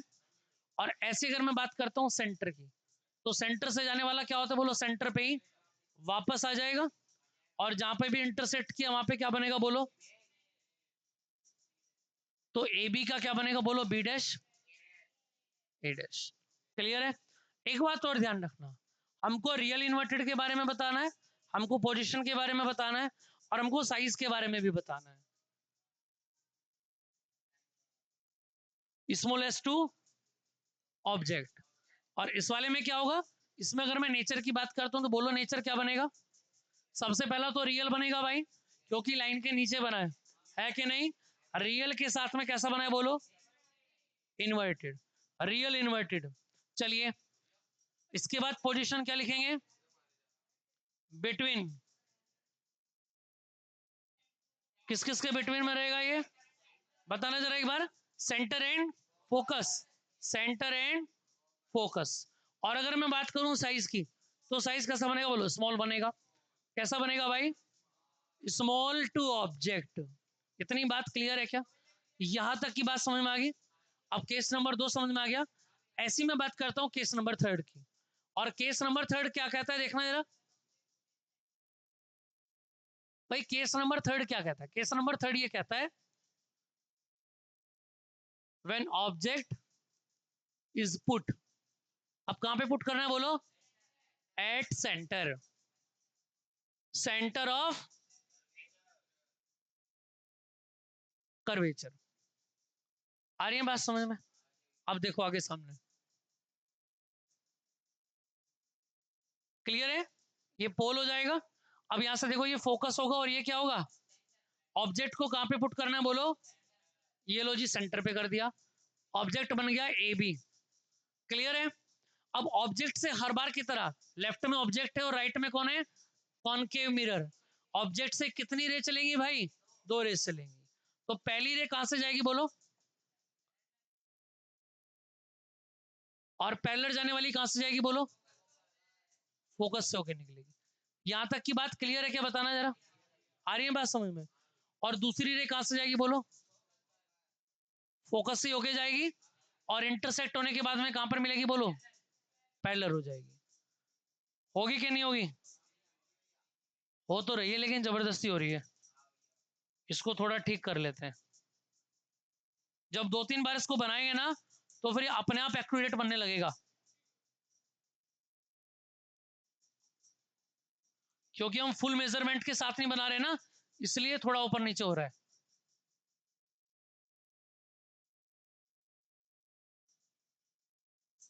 अब देखो इस बार करेक्ट बनेगा ये।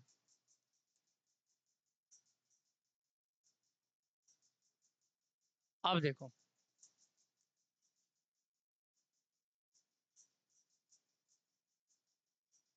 ये फोकस से होके जब निकलेगा तो कहां पे इंटरसेक्ट करेगा, ये लो जी। और जहां पे भी इंटरसेक्ट करेगा वहीं पर क्या बनेगा बोलो, इमेज बनेगा। और इमेज क्या बनेगा बोलो, ए बी का बी डैश ए डैश। और एक बात ध्यान रखना कि अगर मैं यहां नेचर की बात करता हूं, नेचर ऑफ इमेज की अगर बात करते हैं, तो कैसा बना बोलो भाई, लाइन के नीचे बना है, तो सीधा सा मतलब ये है, क्या बनेगा बोलो, रियल। और रियल है तो कैसा बनेगा, इन्वर्टेड। चलिए उसके बाद बात करते हैं नेक्स्ट, पोजीशन की अगर बात करते हैं तो कहां पे बनता है बोलो, एट सेंटर ऑफ कर्वेचर। आ रही है बात समझ में। इसलिए ये केस सबसे ज्यादा इंपॉर्टेंट है, ध्यान रखना, सुपर इंपॉर्टेंट। क्लियर है, क्यों, क्योंकि अकेला एक केस ऐसा है कि सेंटर पे अगर आप ऑब्जेक्ट को रखते हैं कॉनकेव मिरर के सामने, तो याद रखना सेंटर पर ही सेम साइज का आपको क्या मिलेगा, इमेज देखने को मिलेगा। और इसी के यहां पर क्या लिखेंगे, same size, same size to object. इतनी बात समझ में आई। अब तक हमने 3 केसेस में क्या देखा है, जब हमने इन्फिनिटी पे ऑब्जेक्ट को रखा तो सबसे छोटा बना स्मॉलेस्ट, फिर हम उसको थोड़ा सा और आगे लेकर के आए तो थोड़ा सा बड़ा इमेज बना लेकिन था स्मॉल। अब और आगे लेकर के आए सेंटर पे तो बराबर बन गया। अब याद रखना, जैसे जैसे मैं इसको आगे लेकर के जाऊंगा, 3 पोजीशन अभी और बची हुई है, मैंने 6 केस बताए थे ना, 3 हो गए, 3 और बचे हुए हैं। जैसे जैसे मैं सेंटर से आगे लेकर के जाऊंगा, अब ऑब्जेक्ट इमेज का जो साइज होगा वो धीरे धीरे इंक्रीज होता हुआ जाएगा। क्लियर है क्या। जैसे मैं केस नंबर 4 की बात करता हूं, तो केस नंबर 4 क्या कहता है बोलो, व्हेन ऑब्जेक्ट कहां पर पुट करेंगे इस बार, is put between centre and focus.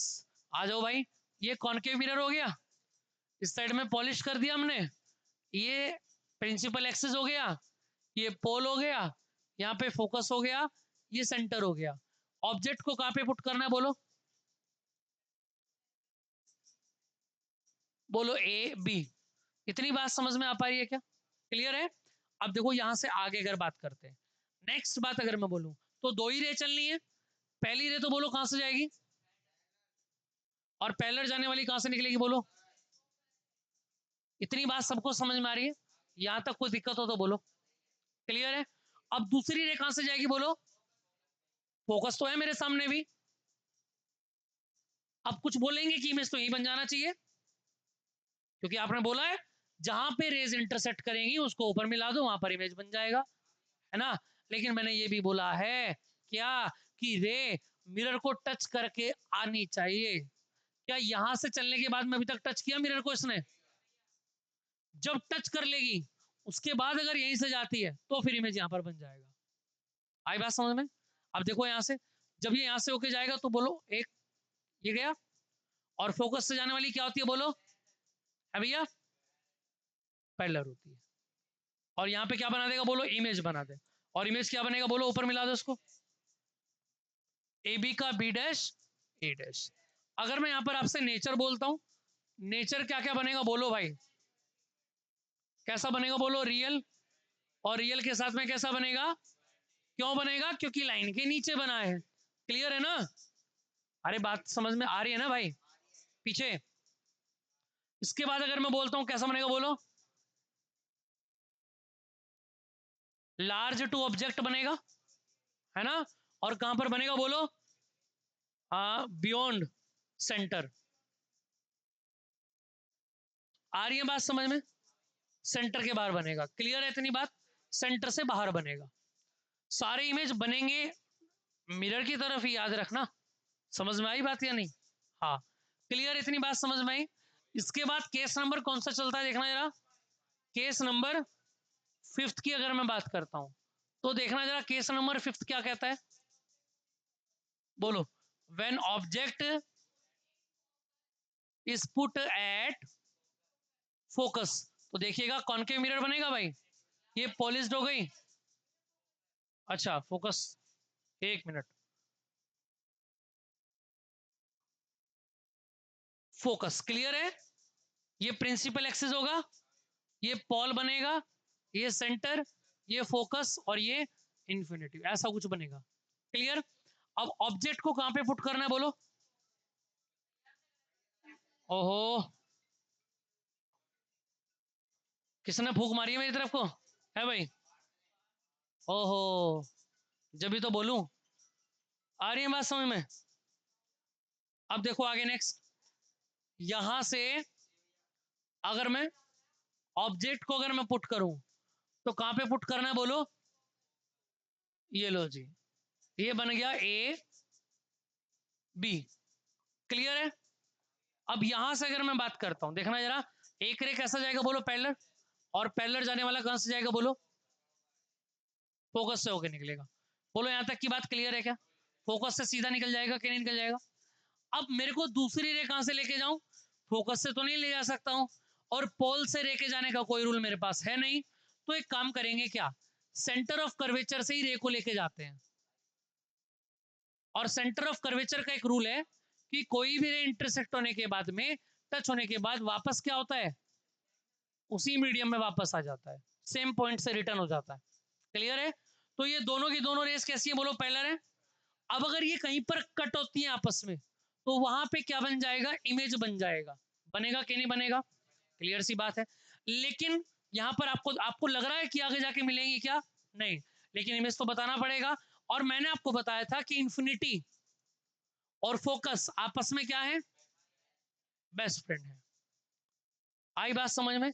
इसका मतलब अगर मैं नेचर बोलता हूं तो नेचर क्या बनेगा बोलो भाई, नेचर में कैसा बनेगा बोलो, लाइन के नीचे है ना। अरे है तो लाइन के नीचे ही, यानी कैसा बनेगा बोलो, रियल इन्वर्टेड। आगे बोलो भाई कैसा बनेगा, है भैया, एट इंफिनिटी। भाई फोकस क्यों बनेगा, और कैसा बनेगा बोलो,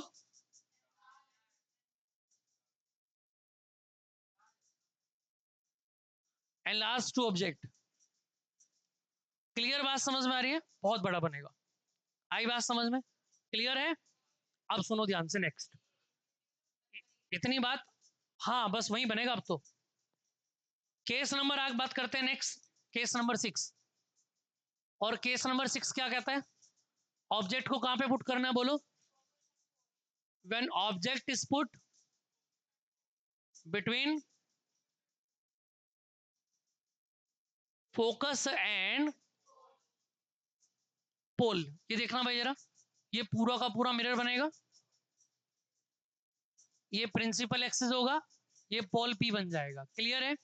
यहां से अगर मैं बात करता हूं तो क्या बनेगा बोलो? और यहां पर क्या बनेगा? अब मेरे को ऑब्जेक्ट को कहां पे पुट करना है बोलो? ऑब्जेक्ट को कहां पे पुट करना है? फोकस और पोल के बिटवीन में। ये लो जी, ये बन गया ए बी। अब ऑब्जेक्ट से कितनी रेज जाती है भाई? 2 ही जाती है। सिंपल सी बात ये, अगर मैं पहली रे को कैसे लेके जाता हूं? पैरेलल, तो पैरेलल जाने वाला कहां से जाएगा बोलो? फोकस से निकल जाएगा। बोलो इतनी बात समझ में आई क्या? क्लियर है? अब दूसरी रे कहां से जाएगी? सेंटर ऑफ कर्वेचर से। इसके अलावा तो कोई पॉइंट है ही नहीं हमारे पास, तो सेंटर से जब हम लेके जाएंगे तो देखना जरा,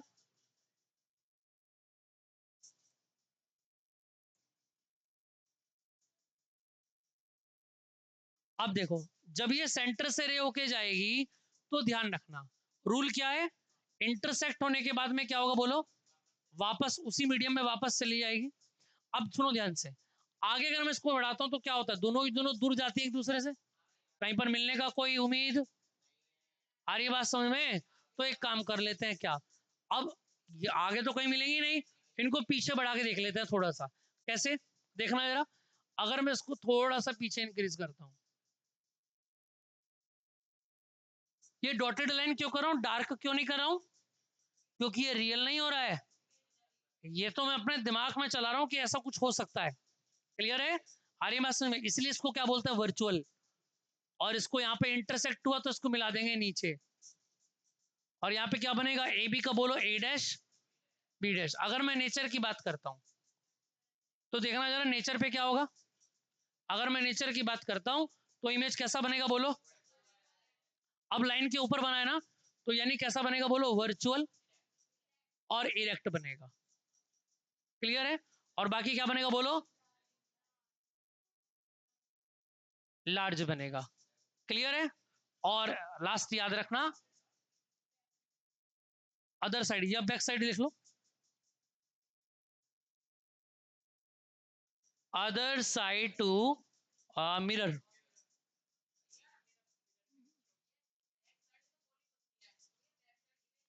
जब भी तो मैं कह रहा हूं एज्यूम हो रहा है, यहां पे समझ में आई बात है नहीं? इसको एज्यूम इसलिए तो कह रहे हैं, अगर बनती तो फिर मैं डार्क लाइंस को रिप्रेजेंट करता।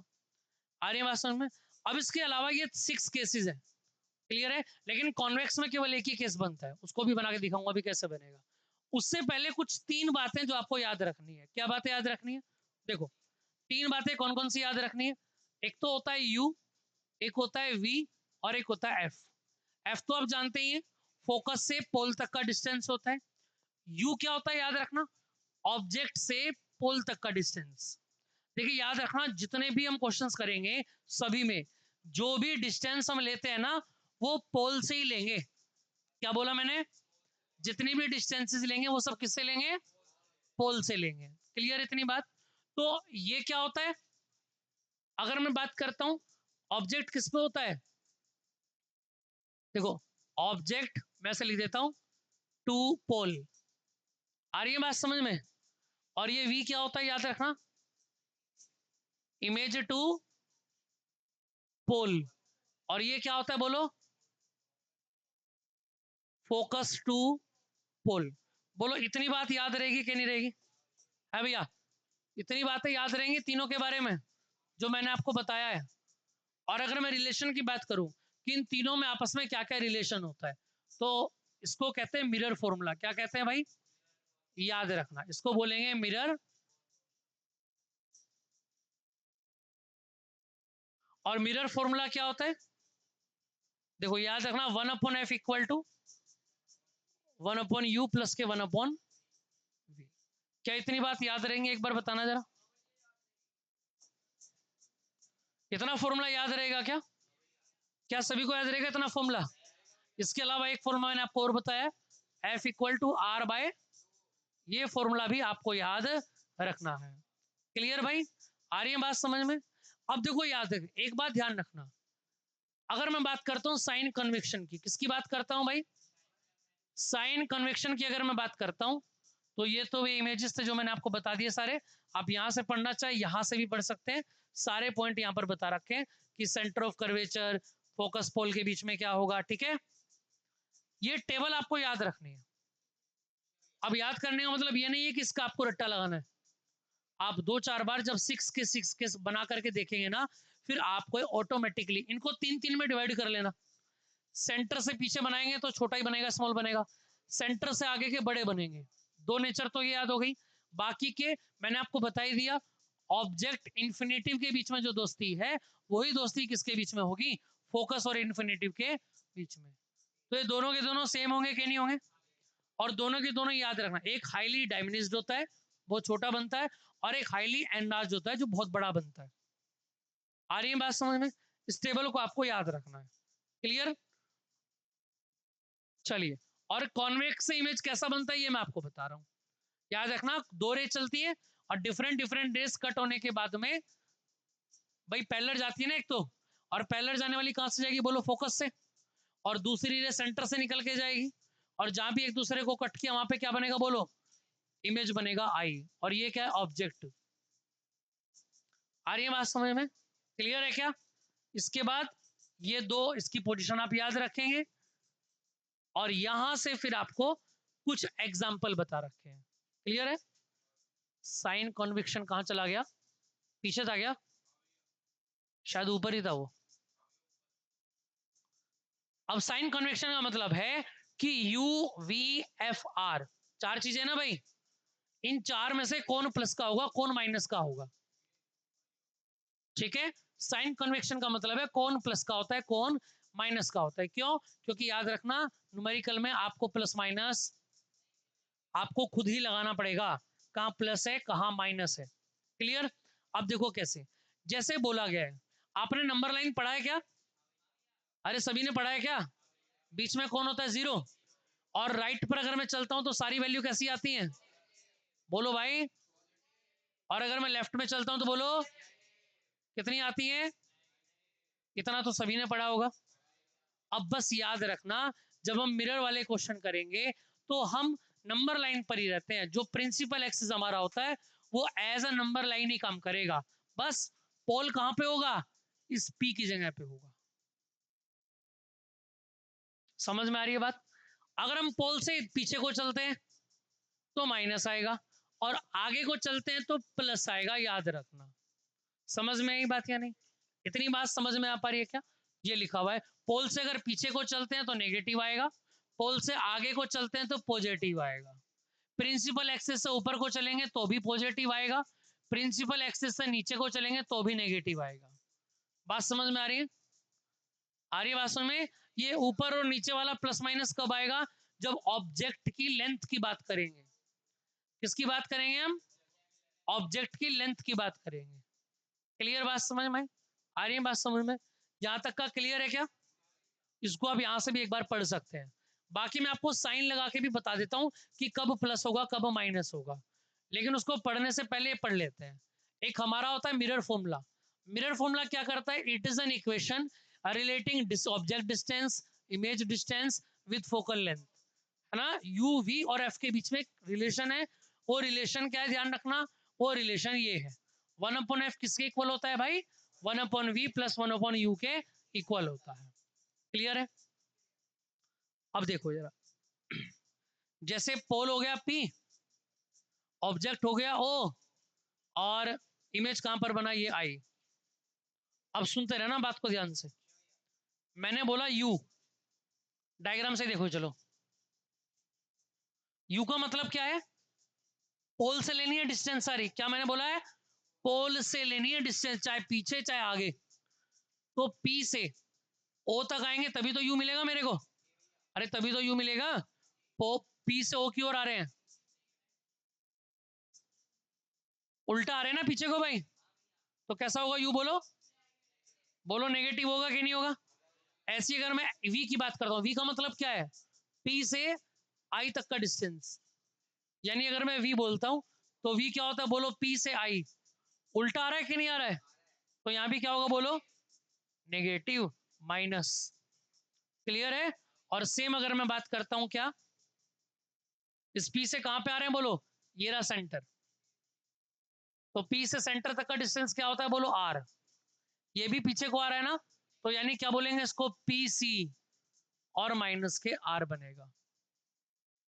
अगर किसी भी केस में हम पोल से आगे को चलते हैं, ठीक है ना, तो फिर वैल्यू याद रखना कैसी आएगी, प्लस की आएगी। इतनी बात समझ में आ गई। पोल से अगर आगे को चलेंगे तो पॉजिटिव आएगी वैल्यू। क्लियर है। अब यहां से आगे कुछ यूजेस हम देख लेते हैं मिरर के, क्या क्या यूजेस हैं जो सबसे इंपॉर्टेंट है, एग्जाम में आते हैं। अगर मैं बात करता हूं एप्लीकेशन ऑफ मिरर की, तो एप्लीकेशन ऑफ कॉनकेव मिरर कहां कहां पर यूज होता है। देखो कॉनकेव मिरर में मैंने भी अभी आपको बताया है, एक बात याद रखना, इसमें बहुत ज्यादा मिस कर देते हैं एग्जाम में बैठ के। तो कैसे हमको याद करना है, याद करने की ट्रिक बता रहा हूं। ट्रिक क्या है, कॉनकेव मिरर है ना, जितनी भी लाइट डालोगे सारी की सारी लाइट क्या होती है बोलो भाई, सारी की सारी लाइट एक ही पॉइंट पे आके मिलती है ना, समझ में आई बात। यानी सारी लाइट को फोकस करेगा एक पॉइंट पे। तो ऐसे जितने भी यूज हैं डेली लाइफ में जिसमें सारी लाइट एक ही पॉइंट पे फोकस होती है, वो सारे में क्या यूज करते हैं हम, कॉनकेव मिरर यूज करते हैं। जैसे पहला है यूज इन शेविंग मिरर, आ रही है बात समझ में। उसके बाद the concave mirror use in ophthalmoscope. Ophthalmoscope को क्या होता है, जो डॉक्टर्स वगैरह हम यूज करते हैं, ईएनटी डॉक्टर जो होते हैं, आ रही है बात समझ में, कान के, नाक के, दांत के जो डॉक्टर होते हैं, क्योंकि इन पार्ट्स में क्या होता है, अंधेरा होता है, तो वो क्या करते हैं, एक लाइट का यूज करते हैं। इस लाइट का काम क्या होता है, जैसे लेजर लाइट होती है ना, अब बहुत दूर से भी डालेंगे तो सिर्फ एक ही पॉइंट पर डलेगी, ऐसी सेम यहाँ पर होता है। अरे हमारे घर में टेबल लैंप होता है, टेबल लैंप कब यूज किया जाता है, जब बाकियों को सोना हो और हमको पढ़ना हो। तो जैसे हम टेबल पर उसको ऑन करते हैं तो क्या होता है, केवल जो हमारी टेबल है उसके ऊपर लाइट होती है, बाकी कमरे में क्या होता है, अंधेरा होता है। आगे से आराम से नींद लो, हम पढ़ेंगे बैठ के, है ना, जो कि तुम्हारी लाइफ में कभी होता नहीं है ना। अब सुनो ध्यान से, तो वो भी क्या करता है, टेबल के ऊपर फोकस करता है लाइट को। क्लियर है। तो यहाँ पे लिखा हुआ use in headlight of vehicles, vehicles की हेडलाइट होती है, आपने देखा होगा कार बाइक की जो लाइट होती है, क्या लाइट को जलाती है, सारे में लाइट हो जाती है, नहीं, एक फिक्स पॉइंट पर लाइट डालता है वो भैया, फिर भी एक फिक्स पॉइंट पर लाइट डालता है वो। कभी बाइक की लाइट को जलाना आप, है ना, तो सिर्फ एक फिक्स पॉइंट पे लाइट डालता है। लेकिन स्ट्रीट लाइट जो होती है, गली में जो बड़ी बड़ी लाइट लगी होती है, वो क्या करती है, वो पूरे में रोशनी कर देती है, यानी वो रेस को क्या करता है, डाइवर्स करने का काम करता है। और ये रेस को क्या करने का काम करता है बोलो, कन्वर्स करने का काम करता है। क्लियर है। उसके बाद used in solar furnace to focus sunlight to produce heat in solar furnace, जैसे बर्निंग मिरर वगैरह होता है, सोलर कुकर होता है, हेडलाइट ऑफ कार होती है, कॉनकेव मिरर इन टॉर्च लाइट होता है। इन सब में जहां जहां पर लाइट को फोकस करना है, सर्च लाइट होती है, उसमें भी जो कैप होती है ना आर्किटेक्चर वगैरह की, उसमें आगे लाइट लगी होती है, वो फोकस करता है। बिल्कुल से फोकस करने वाली जितनी भी चीजें हैं सब में कॉनकेव मिरर यूज होगा। और अगर बात करते हैं डाइवर्स की, क्या करते हैं भाई, तो डाइवर्स करने का काम कौन करता है बोलो, कॉन्वेक्स। कहां कहां पर यूज होता है, इनसाइड बिल्डिंग, व्हीकल्स में होता है। क्लियर है। और क्या होता है, diverging mirror are used in security purpose in many places. आ रही है बात समझ में, सिक्योरिटी पर्पस, देखा तुमने सिक्योरिटी पर्पस में कैसे होता है, diverging mirror are used in security mirrors कौन से होते हैं, ये वाले होते हैं जो कॉर्नर पे लगे रहते हैं। हाँ हाईवे पे भी लगे होते हैं। आपने मेट्रो ट्रेन देखी होगी, तो मेट्रो ट्रेन में जो सबसे आगे का इंजन का डब्बा होता है, या रेलवे स्टेशन पे भी आपने देखा होगा ये लगा रहता है, और इस शीशे में पूरी ट्रेन दिख जाती है पीछे तक की, इस शीशे में देख करके वो ट्रेन को स्टार्ट करता है। आई बात समझ में क्या नहीं आई। तो ये सारे के सारे क्या बनेंगे, इनके यूजेस बनेंगे। इतनी बात समझ में आ गई क्या भाई, क्या यहां तक की बात क्लियर आ गई क्या। इसके बाद आपको सिर्फ एक लास्ट पॉइंट पढ़ना है, मैग्निफिकेशन ऑफ मिरर। अब ये मैग्निफिकेशन क्या होता है, देखो एक ऐसा है, it can be defined extent to which the image appear bigger और smaller as comparison to the object. जब हम ऑब्जेक्ट की हाइट को, है ना, और इमेज की हाइट को कंपैरिजन करते हैं। अब तक तो हमने एक्स एक्सिस पे कंपैरिजन किया है, ये इतनी दूर बना, ये इतनी दूर बना। अब हम हाइट की बात कर रहे हैं, ऊंचा, ये ऑब्जेक्ट इतना ऊंचा है और ये इमेज इतना ऊंचा है। समझ में आई बात या नहीं? क्लियर है? तो इसके बारे जब हम हाइट का कंपैरिजन करते हैं, कंपैरिजन यानी रेशो निकालते हैं, समझ में आई बात, उसको मैग्निफिकेशन कहते हैं। रिप्रेजेंट करते हैं इसको स्मॉल एम से। किससे करते हैं भाई? स्मॉल एम से। और इसका जनरली फॉर्मूला होता है M equal to H dash upon H, या इसको आप ऐसा भी कह सकते हो याद रखने के लिए, M equal to I upon और इक्वल टू माइनस के वी अपॉन। ये फॉर्मूला भी आप लोगों को याद रखना है। ये स्मॉल एम का मतलब क्या हो गया? मैग्निफिकेशन, ठीक है। और आई का मतलब क्या होता है, अगर मैं बोलूं यहां से, हाइट ऑफ इमेज की हाइट की बात कर रहे हैं। क्लियर भाई? अगर ओ की बात करते हैं तो किसकी बात कर रहे हैं बोलो? Height of object. क्या इतनी बात क्लियर है कि नहीं है? आ रही है बात समझ में? यहां तक का पॉइंट क्लियर हो गया क्या? तो ठीक है, बस यहीं तक का पॉइंट आपको याद रखना है। इनके यूजेस मैं एक बार फिर बता देता हूँ, छोटी सी समरी बता देता हूँ। इनके यूजेस बहुत ज्यादा आते हैं एग्जाम में। एक इसके बाद एक वीडियो मैं और लेके आऊंगा जिसमें रिफ्लेक्शन और रिफ्रैक्शन दोनों के मिक्स क्वेश्चन होंगे। 2025, 24, 23, 22, 20, 18 के तक के क्वेश्चन होंगे। क्लियर है? लेकिन उसको तभी देखना जब ये सारा आपको याद हो जाए। 2 से 3 फॉर्मूले जो आपको याद रखने, बाकी यूजेस याद रखने मिरर के, कॉनकेव के यूजेस क्या क्या होते हैं, कैसे याद करने, ये मैंने आपको बता ही दिया है। क्लियर है भाई? आ रही बात समझ में? बाकी इस वीडियो को ज्यादा से ज्यादा शेयर करना, तुम भी और भाई तुम भी।